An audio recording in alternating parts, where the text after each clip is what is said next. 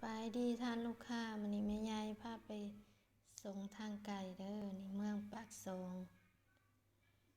ขี่รถขึ้นก็สิอากาศสิเริ่มเย็นขึ้น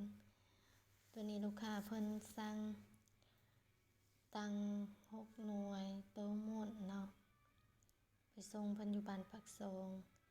พอดีไปตอน4โมงฮอดพุ่นพอดีค่ำเนาะฮอดเฮือนลูกค้าพอดีมืดเลยกลับมา7โมงปลายเพื่อนลูกค้าก็งามอากาศก็ดีรูปก็สิบ่ค่อยแจ้งปานใดเพราะว่าเพิ่นยังบ่ทันได้ติดตั้งไฟเทื่อทางเมืองก็